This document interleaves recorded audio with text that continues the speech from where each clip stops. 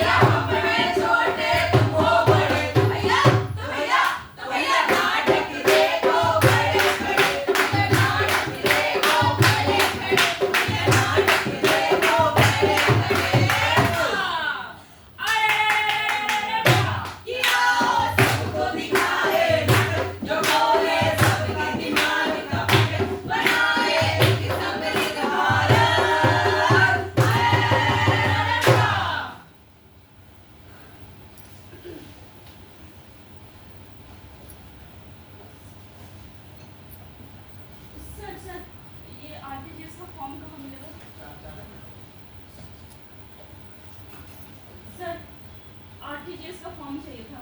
देखिए वहाँ डेस्क पर रखा होगा।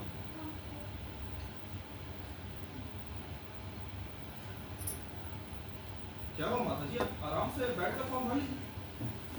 नहीं, मैं भर लूंगी।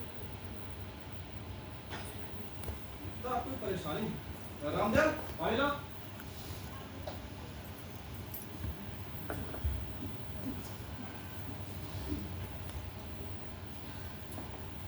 बहुत बहुत धन्यवाद आपका। सर माता जी, आपको अगर तकलीफ होती है तो बच्चों को साथ लेकर आना था। नहीं, वो मेरे दोनों बच्चे विदेश में रहते हैं। विदेश में? अच्छा, ये कितने का आरटीजीएस भर रही है और किसका नाम? लाइए मैं भर देता हूँ। नहीं, मैं नहीं बताऊंगी, मैं भर लूंगी। देखिए माता जी, हम आपकी सहायता के लिए यहाँ बैठे हैं।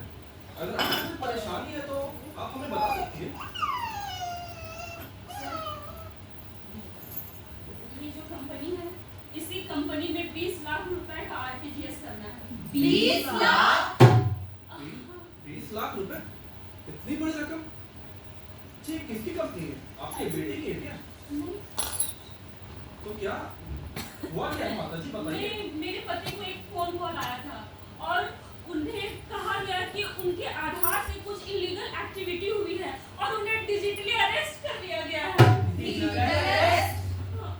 नहीं नहीं माता जी, ऐसा कुछ नहीं होता है।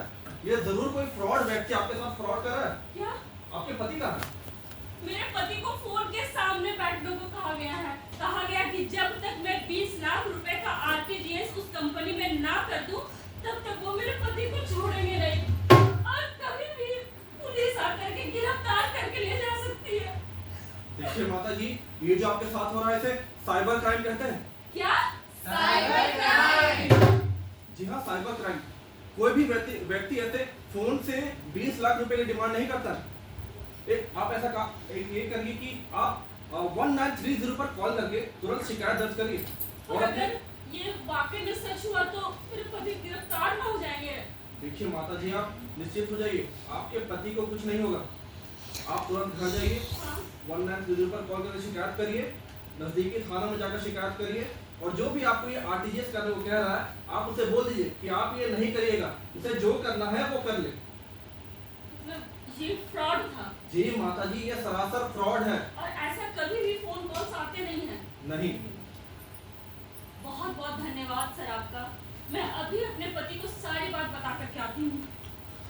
तो देखा आपने किस तरीके से एक फ्रॉड व्यक्ति आपके जीवन में वित्तीय अस्थिरता ला सकता है। तो अगर आपको भी ऐसा कोई फोन कॉल आए जहां पर कोई व्यक्ति आपसे हजारों लाखों रुपयों की डिमांड कर रहा हो, तो आप तुरंत ही 1930 पर कॉल करके इसकी शिकायत करें और नजदीकी थाना में जाकर इसकी रिपोर्ट दर्ज करवाएं। इसलिए कहते हैं वित्तीय समझदारी समृद्ध नारी। किया सबको दिखाए, जो बोले सबको दिखाए, बनाए सबको दिखाए। आओ सिखाए तुम्हें अंडे का फंडा, ये नहीं प्यारे कोई मामूली फंडा। आओ सिखाए तुम्हें अंडे का फंडा, ये नहीं प्यारे कोई मामूली फंडा। अरे अंडा ले लो, अंडा ले लो, अंडा ले लो। अरे अंडा ले लो, अंडा ले लो, अंडा ले लो। और देसी मुर्गी का देसी अंडा है। हाँ, चाहिए। अरे चाची ये अंडा दे कैसे रही हो? दे कैसे रहे? और देसी मुर्गी का देसी अंडा है, कोई ऐसा वैसा अंडा नहीं। अंडा बेच रही थी चाची कि चांदी? अरे दाम तो बताने दीजिए मैडम। पहले मेरे बताइए। बात से impress हो गए क्या? अब बता रहे हैं आपको। अरे दाम बताइए। अरे 60 रुपए दर्जन है भैया। 60 रुपए दर्जन? ये पक्का ना देसी मुर्गा का अंडा नहीं, इतना सस्ता तो नहीं। वही ना, उबला हुआ अंडा बेच रही होंगी, देसी मुर्गी का अंडा है। अरे अंडा ले लो, अंडा ले लो, अंडा ले लो। अरे अंडा। मेरा देसी मुर्गी का देसी अंडा टूट गया। टूट गया, मेरा सारा अंडा फूट गया। टूट गया, मेरा किस्मत भी फूट गया। टूट गया। तुम्हारा अंडा उड़ गया बेटी। हाँ।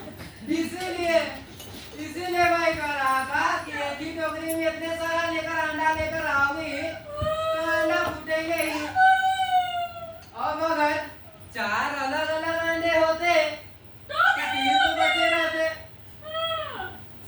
आप तो सही बोल रहे हैं दादा, पर मेरा सारा अंडा टूट गया। टूट गया। मेरा किस्मत फूट गया। टूट गया। तो देखा आपने अंडे का फंडा, और इस अंडे का फंडे का पीछे का राज क्या है, देखते हैं अगले दृश्य में। अरे सरिता, किसके नाम का चेक काट रही हो? किसको पेमेंट करने जा रही हो?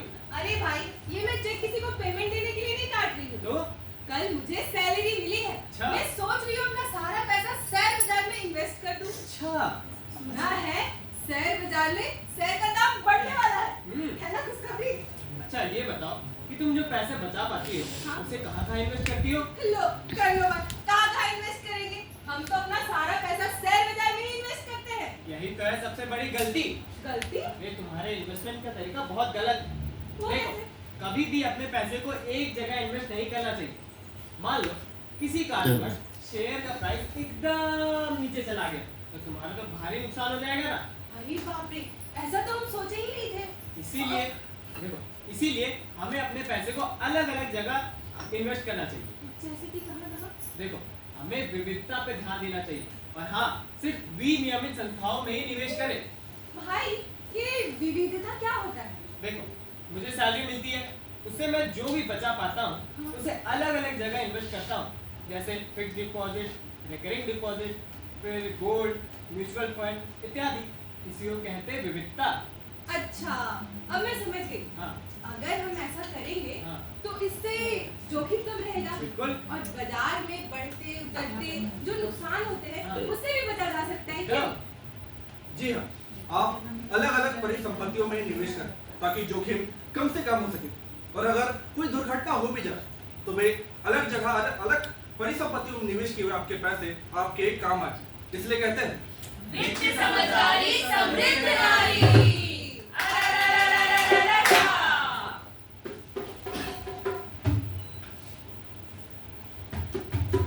अरे मंजू, अरे अंजू, कैसी हो? अरे तुम कैसी हो, कहाँ रहती हो आजकल, और क्या हाल चाल है तुम्हारा? अरे हम तो ठीक है, तुम बताओ तुम कैसी हो? अरे मैं तो बहुत बढ़िया हूँ। अच्छा, तुम्हारा ये पापड़ और अचार का जो बिजनेस चल रहा था वो अभी कैसा चल रहा है? क्या बोले दीदी, ठीक ही है। ठीक ही है, मतलब कुछ ना कुछ समस्या है। बताओ, कुछ तुम छुपा रही हो क्या मुझसे? अब आपसे क्या छुपाना दीदी, हम पिछले कुछ दिन से बहुत परेशान हैं। पर हुआ क्या है? हम कल बैंक गया गए थे। अच्छा। बैंक ने उनको लोन देने से इनकार कर दिया। तुम्हारा क्रेडिट स्कोर अच्छा नहीं होगा फिर। क्रेडिट स्कोर मतलब? क्रेडिट स्कोर का मतलब होता है बैंक जब हमें लोन देती है और अगर हम समय पे चुकता नहीं कर पाते हैं तो हमारा क्रेडिट स्कोर खराब हो जाता है। पर अगर उस लोन को हम समय पे चुकता कर दे या समय से पहले चुकता कर दे तो हमारा क्रेडिट स्कोर अच्छा बना रहेगा, बढ़िया बना रहेगा और ऐसे में बैंक बुला करके लोन देगी। अच्छा तुम ये बताओ, तुम्हारा ये पापड़ और अचार का बिजनेस तो बहुत अच्छा चल रहा था, फिर ये समस्या कैसे आई लोन भरने में? अरे दीदी का बताए, वो ना घर में कुछ फर्नीचर का काम बाकी था तो वो करवा लिए और कुछ कुछ सामान खरीद लिए घर का और गाड़ी भी खरीदी है ना, उससे हमको लोन चुकाने में देरी हो गया। जो ये गलती किए हैं वो आप सब कभी मत कीजिएगा। जब भी लोन मिलता है बैंक से तो वो हमें मदद मिलता है और उस मदद का गलत उपयोग नहीं करना चाहिए। जिस काम के लिए हमें लोन दिया जाता है हमें उसी काम में उस पैसे को खर्च करना चाहिए, नहीं तो आने वाले दिनों में इसी तरह की समस्याओं से जूझना पड़ सकता है। पहले तुम एक काम करो। दीदी तो अब हम क्या करें? वही मैं बता रही हूँ कि पहले तुम एक काम करो, किसी भी तरह इस लोन को चुकता करने की कोशिश करो और चाहे भले ही उसके लिए गाड़ी फर्नीचर बेचना ही क्यों ना पड़ जाए, एक बार कर्ज से छुटकारा पाओगी तो तुम्हें बैंक फिर से लोन दे देगी। आप ठीक बोल रही दीदी, अब हम ऐसे ही करेंगे। कभी भी गलत खर्च नहीं करना। अरे कविता! अरे मंजू कैसी हो?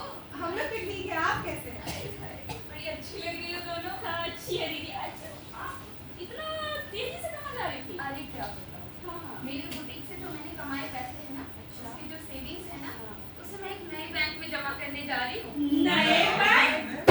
हाँ, कल ही मेरे मोबाइल पे एक इन्फॉर्मेशन आई है कि हमारे शहर में एक बहुत बड़ा नया बैंक खुला है। मैंने सोचा कि मेरे अन्य किसी बैंक में जितने पैसे जमा है ना सबको निकालूं और उस नए बैंक में जमा करा दूं। वाह, मतलब तुमने वो वाली कहावत नहीं सुनी, सावधानी हटिए क्या मतलब? मतलब ये है कि हमें उस बैंकों में पैसे जमा करना चाहिए जिसकी मॉनिटरिंग खुद आरबीआई करता हो, मतलब जिसकी देख रेख, जिसकी निगरानी, जिसकी कड़ी नजर आरबीआई रखता हो। और वो देख लो, दिव्या को देख लो, ज्यादा ब्याज के चक्कर में फर्जी कंपनी में अपना सारा पैसा जमा कर दी और वो जो फर्जी कंपनी बैंक होने का दावा कर रही थी। कुछ दिनों तक तो ठीक ठाक चलता रहा, पर एक दिन ऐसा हुआ कि वो फर्जी कंपनी जो बैंक होने का दावा कर रही थी ग्राहकों का सारा पैसा ले करके